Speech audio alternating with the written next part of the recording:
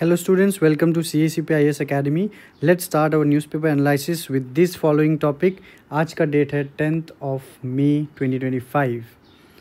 अगर आपको इस एनालिसिस का PDF चाहिए स्टूडेंट तो आप हमारे टेलीग्राम चैनल को अर्जेंटली सब्सक्राइब कीजिए @CACP_Assam. Students prelims is ahead in 8th of June. ज़्यादा टाइम नहीं, 8th of June को प्रीलिम्स है. तो अगर आपको अपने प्रिपरेशन को फास्ट ट्रैक करना है तो आप हमारे प्रीलिम्स पॉसिबल कोर्स को ज्वाइन कर सकते हैं एट ₹6,499. आपको अगर कोर्स की अधिक डिटेल्स चाहिए तो आप इस नंबर पे कॉल कीजिए. If you are interested for a GS Foundation batch, CACPIS Academy offers you a 3 time slot wherever you are convenient enough. So you can take admission for online, offline और hybrid model classes. तो जिसके लिए आपको call करना होगा इस particular number पे. So let's look into the topic. क्या क्या टॉपिक हम आज डिस्कस करने वाले हैं, जैसे कि number 1 unmanned aerial vehicle air defence architecture. तो आप ये पहले के जो 2 टॉपिक है वो टॉपिक हेडिंग आप पढ़ने से आपको मालूम चल रहा है कि we will be discussing about the operations that is conducting by India against Pakistan. India Pakistan का जो युद्ध चल रहा है उसके बारे में हम डिस्कस करने वाले हैं. उसके बाद हम डिस्कस करेंगे India United kingdom free trade agreement जो हाल ही में साइन हुआ है. Plastic pollution in the Himalayas आज आर्टिकल आया है द हिंदू में. देन इंटरनेशनल मॉनेटरी फंड के बारे में हम डिस्कस करने वाले हैं जहां पर पाकिस्तान को $1.3 बिलियन मिला है. और lastly we will be discussing about press freedom from an article of the Hindu. First news unmanned aerial vehicle. So why we are discussing this news? So Pakistan attempted drone intrusions मतलब attack at 36 locations from Leh to Sar Creek with around 300 to 400 drone towards India on Thursday night. So ये आपका आएगा GS 3 में science and technology और internal security में, जो कि सबसे ज़्यादा इंपॉर्टेंट होगा प्रीलिम्स के लिए, जहां पर basic types and uses of unmanned aerial vehicle पूछे जा सकते हैं. तो हम देखते हैं कि what do we mean by unmanned aerial vehicle. Unmanned मतलब वहां पर कोई भी इंसान उसमें बैठ के ऑपरेट नहीं करेगा, तो वो एक रिमोट ऑपरेशन होगा. सो वो है अनमैन्ड एरियल मतलब वो हवा में उड़ने वाला एक जहाज. So it is an aircraft without a human pilot on board. Next UAV, इसको शॉर्ट में यूएवी कहा जाता है, जो कि 3 टाइप के हो सकते हैं. एक है रिकॉन्सेंस ड्रोन जो कि सर्विलियंस के लिए यूज़ किया जाता है. सर्विलियंस का मतलब होता है कि देख रेख कि कहाँ क्या चल रहा है उसको एक बार ऊपर से देख के आओ. That is reconnaissance drone. जैसे कि ये वाला जो आप देख रहे हो it is a reconnaissance drone which is used for surveillance. Next is armed drone जो कि अटैक के लिए माना जाता है, विच इज़ वेपनाइज्ड. जैसे कि ये वाला, ये जो है ये एक आर्म्ड ड्रोन है. So no, it is not an armed drone, it is a loitering munition. सो ये जो है ये एक आर्म्ड ड्रोन है कि जो कि वेपनाइज्ड है. आप यहाँ पर देख सकते हो, यहाँ पर मिसाइल्स लगे हुए हैं, रॉकेट्स लगे हुए हैं, तो जहाँ से वो अपने टारगेट को अटैक कर सकते हैं. तो ये स्ट्राइक के लिए यूज़ होता है. Next is loitering munitions. तो ये जो है एक लॉइटरिंग म्यूनिशंस है. लॉइटरिंग का मतलब होता है टू टहलना. सो ये टहलता है हवा में and it can hover and attack when target is found. ये सिर्फ और सिर्फ जब टारगेट उसको मिल जाएगा तब वो ऑटोमेटिकली उसको अटैक कर देगा. तो वो है loitering munitions. And next is quadcopters. Quadcopters शायद आप देखोगे कुछ ड्रोन जो कि नॉर्मली हम देखते हैं ऐसे जो होते हैं ना स्पाइडर टाइप के, तो इसमें जो कॉप्टर्स लगे हुए तो they are the quadcopters drones with 4 rotors. तो ये जो है ये रोटर्स है, ये रोटर्स है और ये ड्रोन है, इसमें कैमरा लगा हुआ होगा. Generally used for surveillance and small scale delivery. तो ये एक जगह से किसी जगह कुछ चीज़ें पहुंचाने के लिए या फिर सर्विलेंस के लिए यूज़ होता है. तो अगर आपने वो 3 इडियट्स देखा होगा जहाँ पर क्या था नाम उनका, समथिंग बोबो उनका नाम था, तो वो जो ड्रोन बनाता है it was a quadcopter. Alright. So next is your air defence architecture. तो यहाँ पर हम इंडिया में अवेलेबल एयर डिफेंस आर्किटेक्चर को देखेंगे. तो ये भी हम क्यों पढ़े, क्योंकि आपको पता है, आपने न्यूज़ में देखा है, पेपर में पढ़ा है कि इंडिया ने पाकिस्तान के बहुत सारे ड्रोन को नास्ता नाबूद कर दिए हैं. तो जो एयर डिफेंस मैकेनिज़्म है इंडिया में, तो उसके ऊपर हम ज़रूर नज़र डालेंगे. तो क्या है देखिए, पहला जो है integrated air command and control system. ये पूरा का पूरा सिस्टम है जो एयर डिफेंस सिस्टम को कंट्रोल करता है। तो it is known as the nerve centre of Indian air defence. तो यही मेन कंपोनेंट या फिर यही सेंटर है इंडियन एयर डिफेंस का, जो कि सारा का सारा जो मैकेनिज्म है इससे कंट्रोल होता है, which is operated by the Indian air force. जैसे कि it links radar system. Radar क्या है? ये जो ढूंढता है, तो अगर एक दायरा है, मतलब एक बाउंड्री है कि इस बाउंड्री के अंदर अगर कोई भी आता है तो उसको डिटेक्ट कर लिया जाएगा, वो है radar system. Then it is interceptors, कि इसको पकड़ा जाता है, इंटरसेप्ट किया जाता है और उसको शूट आउट किया जाता है। And missiles across command which enables real time surveillance, threat assessment and interception decisions, कि किसको इंटरसेप्ट करके नस्तानाबूद करके नीचे गिराना है। तो ये पूरा का पूरा कमांड एंड कंट्रोल किया जाता है बाय IACCS। नेक्स्ट आप देखिए एयर डिफेंस स्ट्रक्चर जो है ये लेयर्ड है, जैसे कि लॉन्ग रेंज एयर डिफेंस की ये बहुत दूर तक इंटरसेप्ट कर सकता है, मीडियम रेंज, शॉर्ट रेंज और gun based air defence system. यहाँ पर आपको वेरी शॉर्ट रेंज भी मिलेगा, तो मैं यहाँ पर वेरी शॉर्ट रेंज को डिस्कस नहीं कर रहा हूँ, मैं जस्ट यहाँ पर ये 3 मेजरली डिस्कस करूँगा, जैसे जो न्यूज़ में बहुत ज़्यादा नाम आया है। जैसे कि पहला वाला है long range air defence system. जैसे कि पहला नाम आप देखोगे कि S-400 का नाम बहुत न्यूज़ में आया है, क्योंकि उसने बहुत ज़्यादा पाकिस्तानी ड्रोन्स में Pakistan has attack the drones which has been purchase from Turkey. तो टर्किश ड्रोन है। तो ये S-400 जो है ये रशिया ओरिजिन है, रशिया ने ये बनाया है।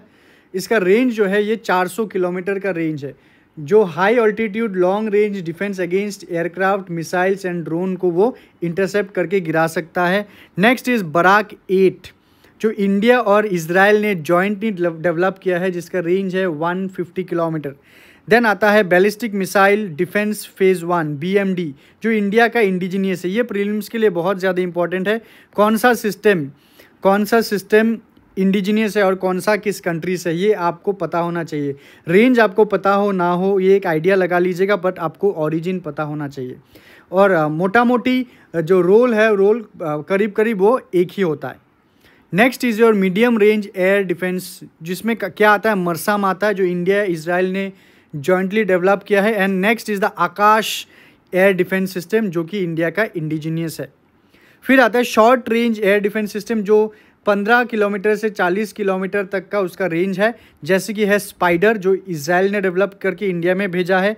ओसा AK या फिर तुंगुस का M1 develop by Russia.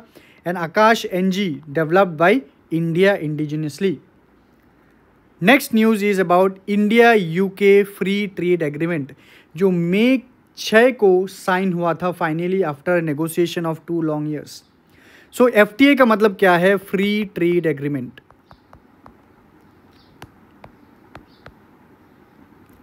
Free trade agreement कि जहां पर 2 देश मिलकर एक एग्रीमेंट साइन करते हैं और वो अपने टैरिफ रिडक्शंस करते हैं, इंपोर्ट रेस्ट्रिक्शंस को कम करते हैं, अपने मार्केट को दूसरे कंट्री के लिए जो काउंटर पार्ट कंट्री है उसके लिए वो खोल देता है। तो ट्रेड इजी हो जाता है उन 2 कंट्रीज़ के लिए। ऑलराइट, तो वो है FTA का मीनिंग। तो देखते हैं कुछ डिटेल्स, जैसे कि India UK free trade agreement it was signed on May 6, 2025, और जो कि नेगोशिएशंस चला था जनवरी 2022 से मई 2025 तक। 22, 23, 24 और 25 करीब करीब 3 साल से ज़्यादा, more than 3 years, not 2 years, more than 3 years जिसका नेगोशिएशन चला, और फाइनली मई 6 को वो फाइनल हुआ है। सिग्नेटरीज कौन है? इंडिया से थे commerce minister, trade and commerce minister Piyush Goyal ji, और secretaries of state of United Kingdom of business and trade Jonathan Reynolds. तो the project that has been signed उसका इम्पैक्ट क्या है? It will increase the bilateral trade, मतलब India और UK के बीच जो ट्रेड है वो 2.5 बिलियन पाउंड से इंक्रीज होगा by 2040, which amounts to $34 billion का बिजनेस इंडिया और UK मिलके करेंगे। So what are the key features of this agreement? जैसे कि द फर्स्ट वन, ये सब समय होगा जो कि है टैरिफ रिडक्शन। जैसे कि स्कॉच विस्की अगर आप देखते हो उसमें 150% इम्पोर्ट ड्यूटी चार्ज किया जाता था, उसको डिक्रीज करके 75% कर दिया गया। ऑटोमोबाइल सेक्टर में भी introduction of import quotas to facilitate market access. Food item tariff reduction on food products like lamb, salmon, chocolate, biscuits में फूड आइटम्स में टैरिफ ड्यूटी, इम्पोर्ट ड्यूटी को कम किया गया।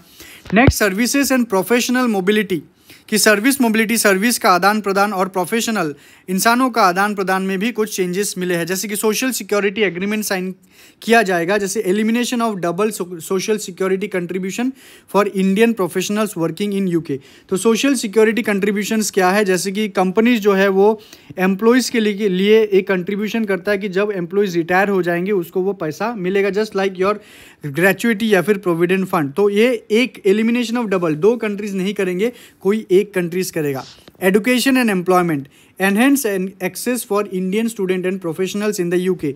तो यूके में इंडियन स्टूडेंट्स के लिए और इंडिया में यूके के स्टूडेंट्स के लिए उनके एक्सेस को इम्प्रूव किया जाएगा। Then investment and regulatory cooperation, जैसे कि बायलैटरल इन्वेस्टमेंट ट्रीटी साइन किए गए हैं। Negotiations on a BIT to protect and promote investment and intellectual property rights के ऊपर भी बातचीत हुआ है। Next, on the basis of the article of the Hindu कि जहाँ पर न्यूज़ आया है कि ज़ीरो वेस्ट हिमालय अलायंस इसने रिवील किया है that single use food and beverage packaging मतलब plastic accounts for 84% of plastic waste in the Himalayan region. कि हिमालयन रीजन में जितने पोल्यूशन हुए हैं सबसे ज़्यादा 84% सिंगल यूज प्लास्टिक मिला है। सो let's discuss this plastic pollution in the Himalayas. सो क्या फाइंडिंग है रिपोर्ट का कि 84% of plastic wastage comprises single food and beverage packaging. मतलब ये एक शॉर्ट में हम बोलेंगे single use plastic. 70% of the plastic waste collected are non recyclable. यही है कैरेक्टर सिंगल यूज प्लास्टिक का। 70% प्लास्टिक वेस्ट जो है वो रिसाइकेबल नहीं है, तो एनवायरनमेंट में वो एमिट हो चुका है। The problem is systematic and production driven, not just a post consumption issue. The worst hit areas include Sikkim और दार्जिलिंग। सबसे ज़्यादा जो पोल्यूशन मिला है वो सिक्किम और दार्जिलिंग में मिला है। क्यों? क्योंकि सिक्किम और दार्जिलिंग जो है वो सबसे ज़्यादा टूरिस्ट फुटफॉल वहाँ देखने को मिलता है। Data is based on the Himalayan clean up movement. ठीक है, ये याद रखिए, the Himalayan clean up movement के बेसिस से वो डेटा कलेक्ट किया गया है सिंस 2018। तो ये सिंगल यूज प्लास्टिक क्या है कि जैसे कि चिप्स के पैकेट, PET बॉटल्स या फिर वो टोमेटो केचप या फिर जैम के जो सैशे है वो सिंगल यूज प्लास्टिक है, जो कि रिसाइकल करना बहुत ही मुश्किल है। तो हिमालयन रीजन इतना इम्पोर्टेंट क्यों है? क्योंकि वो इकोलॉजिकली बहुत ज़्यादा सेंसिटिव है। क्योंकि हिमालयन रीजन जो है it is the source of many reverse in India like Ganga, Yamuna और Brahmaputra. It is a home to diverse flora and fauna including endangered species, and it is very prone to landslide, glacial melts and flash floods, which is aggravated, जिसका condition और भी खराब होता है by environmental degradation. Next, International Monetary Fund. तो क्या है news? India ने एब्सटेन किया है, मतलब वोट देने से उन्होंने पार्टिसिपेट नहीं किया है, उसने वोट ही नहीं दिया, एब्सटेन किया है from IMF vote to give more fund to Pakistan को जो IMF से फंडिंग देने की जो बातचीत चल रही थी, इंडिया उससे वोटिंग से एब्सटेन किया है। सो लेट्स सी द कंटेक्स्ट की वही है जो already I have seen. India ने क्यों एब्सटेन किया है पाकिस्तान को, मतलब फंड्स देने के लिए जो वोटिंग है उसमें क्यों एब्सटेन किया है? क्योंकि इंडिया ने क्रिटिसाइज़ किया है कि पाकिस्तान ने IMF का जो पैसा है उसको पोटेंशियली मिसयूज़ वो करता है and for state sponsored terrorism, कि वो टेरर फंडिंग में इस्तेमाल करता है वो मल्टीलेटरल इंस्टीट्यूशन से लाया गया पैसा। इंडिया और क्रिटिसाइजर्स क्या कहते हैं, इंडिया एब्सटेन ना करके इंडिया तुरंत उसमें रिजेक्शन भी डाल सकते थे। So let's read some facts about IMF. IMF was established in the year 1945, which was the product of the Bretton Woods Conference in 1944. Students आप कमेंट सेक्शन में बोलिए ब्रिटेन वुड्स ट्विंस कौन है? ब्रिटेन वुड ट्विन्स कौन है? एक तो है आपका IMF और एक कौन सा मल्टीलेटरल इंस्टीट्यूशन है वो आप कमेंट सेक्शन में बताइए। जिसका हेडक्वार्टर है वाशिंगटन DC USA में। मेंबर्स क्या है as of 2025? 190 members. Main function of IMF क्या है? To provide financial assistance to its member countries जो कि balance of payment crisis face कर रहे हैं, monitor global economic trends and offer policy advice to the countries and provide technical assistance and training to help countries to improve their economic scenario. तो ये issue क्या है? Issue है कि the IMF executive board voted to release $1 billion under the existing $7 billion EFF to Pakistan. EFF का full form है extended fund facility and additional 1.3 billion under RSF का full form है resilience and sustainability facility. Alright, तो ये issue है कि IMF $1 billion देना है out of the $7 billion extended fund facility extra, और एडिशनल फिर से $1.3 बिलियन पाकिस्तान को दिया जाएगा under resilience and sustainability facility, कि उसको जब इकोनॉमी में प्रॉब्लम आता है, कंट्री में प्रॉब्लम आता है, तो सस्टेन करने के लिए एक पैसा दिया जाता है, वो है रेजिलियंस एंड सस्टेनेबिलिटी फैसिलिटी। तो इंडिया ने उसमें एब्सटेन किया है वोटिंग, एंड जो कंसर्न है इंडिया का वो यहाँ पर लिस्टेड है and already I have said. ठीक है, सो ये आप लोग यहाँ से इस PDF से पढ़ लीजिए। Next is press freedom. तो प्रेस फ्रीडम जो आर्टिकल है, the 23rd annual south Asia press freedom report 2024, title जो था frontline democracy media and political churn, वहाँ हाईलाइट किया गया है कि इंडिया जो है, इंडिया में प्रेस फ्रीडम बहुत ही कम दिया जाता है in the South Asian reason.